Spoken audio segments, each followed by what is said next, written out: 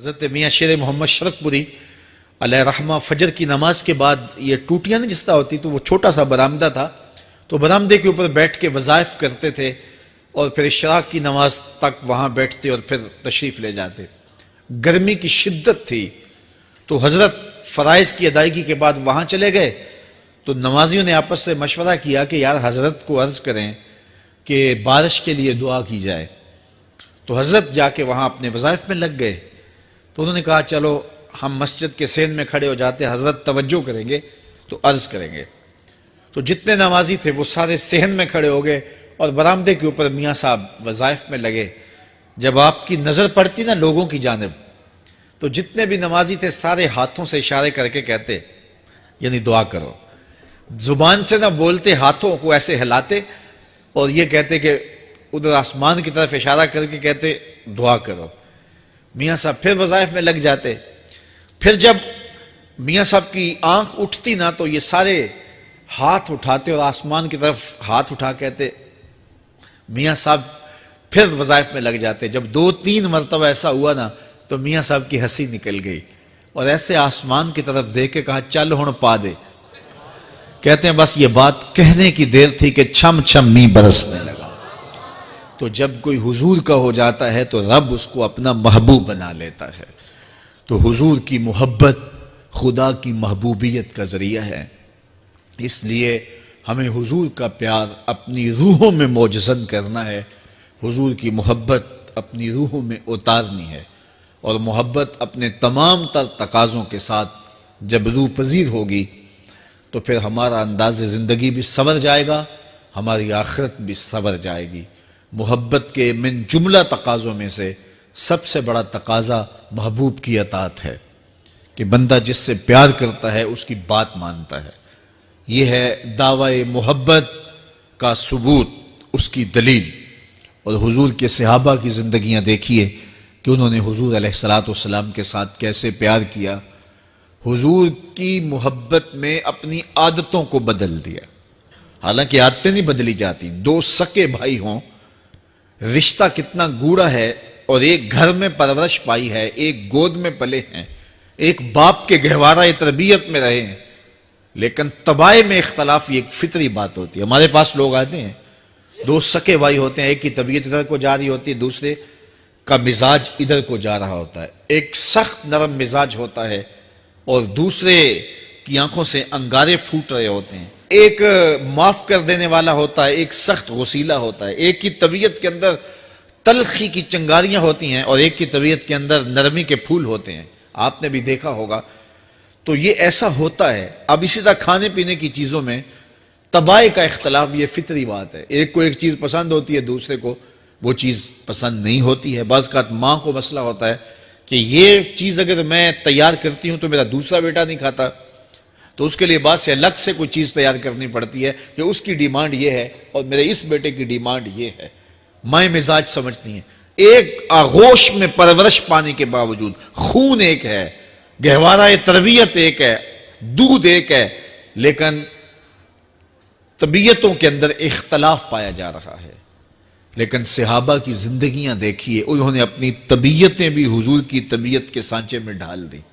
حضرت انس بن مالک کو کسی نے دیکھا کہ وہ شوربے سے کدو کے ٹکڑے نکال کے کھا رہے ہیں، تو کہا یہ کیا کر رہے ہو؟ کہا میں نے ایک دن حضور کو یوں کرتے ہوئے دیکھا تھا۔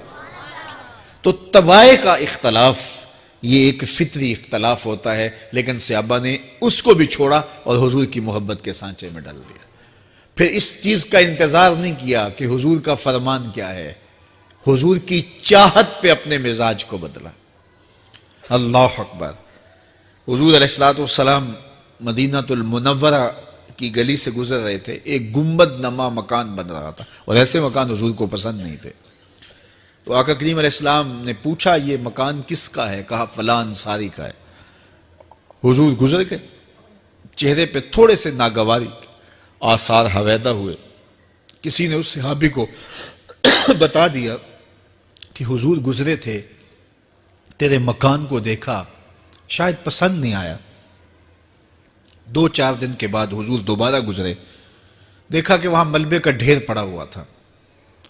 فرمایا اس صحابی کو بلاؤ، بلایا گیا، کہا میں پرسوں ترسوں گزرا تھا، تیرا مکان دیکھا تھا، یہ کیا ہوا؟ عرض کی میں نے گرا دیا ہے۔ فرمایا کیوں؟ عرض کی سنا تھا آپ کو پسند نہیں، سنا تھا آپ کو پسند نہیں، میں اور آپ دیکھیں ہمارا کیا کیا حضور کو پسند نہیں، سر سے لے کر پاؤں تک، نجی زندگی سے لے کے سیاسی زندگی تک، اپنے امور ذات سے لے کر کے اپنی معاشرتی زندگی تک، ہمارا کیا کیا حضور کو پسند نہیں، اور ہر وہ چیز بدل دیں جو حضور کو پسند نہیں۔ محمد دی زیارت محمد دے رنگ وچ، اے ٹھگ بازیاں جانے پیارا محمد صلی اللہ علیہ وسلم۔ میرے شیخ کامل کا ایک شعر ہے، اور وہ شعر اتنا وزنی ہے کہ اگر میرے پاس جواہر لال موتی ہوں اور میں ایک پلڑے میں ڈال دوں اور ایک پلڑے میں یہ شعر رکھ دوں تو یہ شعر پھر بھی بھاری ہوگا۔ یاری لا تو پاک نبی سنگ، اے پر پوری یاری، پھر درود قبول ہے تیرا لکھ نہ لوں ایک واری۔ 1.25 مرتبہ درود پڑھنا ایک طرف، اور ایک دفعہ حضور کی ذات پہ درود پڑھنا، ان کی محبت کے سانچے میں یوں ڈھل کر کے جو وہ کہتے ہیں وہ میری زندگی کا عمل ہے، یہ اس سے وزنی ہے، یہ اس سے بھاری ہے۔ تو حضور کی محبت، حضور کے ایک صحابی تھے، وہ حضور کو ملنے آئے، اور آئے تھے بحرین سے۔ اچھا، انہوں نے حضور کو سلام کیا تو حضور نے رخ پھیر لیا، ناراضگی کا اظہار کیا، تو وہ سمجھے کہ شاید حضور نے ایسے ہی رخ پھیرا، تو جدھر حضور نے رخ پھیرا وہ ادھر جا کے سلام کرتے ہیں، تو حضور نے پھر رخ پھیر لیا، سمجھ گئے کہ حضور ناراض ہیں۔ اب انہیں سمجھ یہ نہیں آ رہی تھی کہ ناراضگی کا سبب کیا ہے۔ وہ اصحاب رسول سے پوچھنے لگے کہ حضور مجھ سے ناراض لگتے ہیں، آپ میں سے کوئی بتا سکتا ہے کہ حضور کیوں ناراض ہیں؟ اللہ اکبر! آج تو کوئی بڑا باپ ہو، مرشد ہو، استاد ہو، ناراض ہو جائے اور شاگرد کو ناراضگی کی وجہ معلوم نہ ہو تو وہ الٹا ناراض آگے سے ہو جاتا ہے کہ میں نے جرم کیوں کیا ہے کہ استاد کا مزاج بگڑ گیا ہے۔ اللہ اکبر! لیکن ذرا دیکھیے، رنگ دیکھیے محبت کے، وہ صحابہ سے پوچھتا پھرتا ہے کہ حضور مجھ سے ناراض ہیں، مجھے بتائیے کہ کیا سبب ہوا؟ تو انہوں نے کہا کہ یہ تیرے ہاتھ میں جو سونے کی انگوٹھی ہے، اس سے حضور ناراض ہیں، کیونکہ حضور اس کو منع کر چکے ہیں۔ امت کے لیے سونا چاندی حضور نے امت کے مردوں کے لیے منع فرما دیا، صرف 4.5 ماشے سے کچھ کم کی انگوٹھی چاندی کی، اور وہ بھی عدد میں 1 ہو، شریعت نے جائز رکھی ہے۔ اگر 2 ماشے کی 2 ہوں گی تو پھر بھی جائز نہیں۔ عورت کو جائز ہیں 10 انگوٹھیاں پہنے، سونے کی پہنے، چاندی کی پہنے، یہ اس کا زیور ہے۔ مرد کو زیور کی ضرورت نہیں ہے، زینت کی ضرورت نہیں ہے، لہٰذا مرد کے لیے 1 انگوٹھی رکھی گئی ہے، وہ بھی اس لیے کہ اگر وہ کہیں مشکل میں ہو تو اس کو بیچ کر کے 2 وقت کا کھانا لے سکے۔ باقی اس کے لیے انگوٹھی 4.5 ماشے سے کم کا چاندی یا سونا 1 ماشا ہی کیوں نہ ہو، اس کے لیے جائز نہیں ہے۔ تو اس نے سونے کی انگوٹھی پہن رکھی تھی، لیکن اسے حرمت کا پتہ نہیں تھا، تو اس نے کہا کہ حضور مجھ سے کیوں ناراض ہیں؟ تو صحابہ نے کہا شاید یہ اس انگوٹھی کی وجہ سے ناراض ہیں۔ تو اس نے یہ نہیں کہا کہ مجھے تو پتہ ہی نہیں تھا، میرا کیا قصور؟ خیر، اس نے انگوٹھی اتار کے حضور کو پیش کرتے کہا حضور آپ اس وجہ سے ناراض ہیں؟ حضور نے انگوٹھی پکڑی اور ایسے پھینک دی، ناراضگی کی وجہ ختم ہو گئی، وہ بیٹھ گیا، بات شروع ہو گئی۔ اللہ اکبر! جب سلسلہ کلام ہوتا رہا، جب مجلس برخاست ہوئی، لوگ اٹھ کے گھروں میں جانے لگے، وہ بھی اٹھا اور الٹے پاؤں سے پیچھے چلا، تو کسی نے اس کو کہا وہ انگوٹھی تو اٹھا لو، سونے کی انگوٹھی ہے، قیمتی ہے، چلو تمہارے لیے پہننا جائز نہیں، تمہاری بیوی کے لیے تو جائز ہے۔ تو اس نے کیا جواب دیا سنیے، اس نے کہا واللہ لا آخذہ وقد طرحہ رسول اللہ صلی اللہ علیہ وسلم، اللہ کی قسم میں اس انگوٹھی کو کبھی بھی نہیں اٹھاؤں گا جس کو میرے حضور نے پھینک دیا ہے۔ تو یہ تھی ان کی محبت، یہ تھا ان کا انداز۔ تو آئیے میں اور آپ حضور سے اگر محبت کرتے ہیں تو حضور علیہ السلام کا طرز زندگی، حضور کا انداز معاشرت اختیار کریں۔ کثرت کے ساتھ مائیں بہنیں بیٹیاں بھی موجود ہیں، وہ بھی اپنی اولادوں کی تربیت اس نہج سے کریں کہ وہ حضور کی سنت، حضور کی سیرت اور حضور کی اتباع کے سانچے میں ڈھل جائیں۔ زندگی کا مقصد ہی یہی ہے۔ آئے، بڑے ہوئے، جوان ہوئے، بوڑھے ہوئے، چلے گئے، ہم سے پہلے بھی چلے گئے، ہم بھی چلے جائیں گے، بعد میں آنے والے بھی چلے جائیں گے، لیکن حقیقی کامیابی اس کو نصیب ہوئی جس نے اس دنیا پہ آ کے دنیا کی زندگی کے مقصد کو سمجھا۔ ہم آئے کیوں تھے؟ زندگی کس لیے ہمیں دی گئی تھی؟ اکبر الہ آبادی نے کیا ستھری تنقید کی تھی، کیا بتائیں احباب، کیا کارنمایاں کر گئے، بی اے کیا، نوکر ہوئے، پینشن ملی اور مر گئے۔ یہ کوئی کام نہیں ہے، ہماری زندگی کا کوئی مقصد ہے جس لیے ہم انسان ہیں، اشرف المخلوقات ہیں۔ دیکھیے گدھا سارا دن بوجھ اٹھاتا ہے، اللہ اکبر۔ میرے صاحب نے گدھے سے بھی ایک موازنہ کیا ہے کہ سارا دن جو ہے وہ بوجھ اٹھائے اور کام کرے، اور پھر مالک اس کو غذا بھی نہ دے، وہ جا کے روڑیوں سے اور باہر سے جا کے چر کے پھر آ کے کام مالک کا کرے، مالک اس کو دے بھی نہ، اور وہ باہر سے کھا کے آئے اور کام مالک کا کرے۔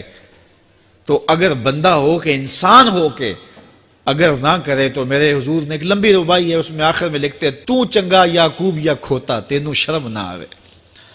کہ اگر وہ ایک گدھا بھی کام کرے، اپنی پیٹھ پہ بوجھ لا دے، اور تو اپنے مالک کے لیے کچھ نہ کرے، اور ساری نعمتیں مالک نے تجھے دی ہیں اور عزتیں اور آبرویں تیرے نام کی ہیں، اور تو اس کا حق ہی ادا نہ کرے، تو پھر کس طرح تیرے سے؟ تو پھر اولئک کل انعام بل ہم اضل، فرمایا تو چوپایا ہے بلکہ چوپایوں سے بھی بدتر ہے۔ تو میں اور آپ اپنے آپ کو انسان ثابت کریں، آج موقع ہے۔ سے ثابت نے اجے حواس تیرے، سے ثابت نے اجے حواس تیرے، کر لے نیکیاں رج کے تو، اڑیا رب رسول کیوں پل بیٹھوں، آ رب رسول ول پج کے تو، آئی موت ایتھے رہسن کم تیرے، آئی موت ایتھے رہسن کم تیرے، نیکیاں کر لے بھج کے تو، کی آکھ سن لوگ یعقوب تینوں، جب ٹر پیوں سر منہ کج کے تو۔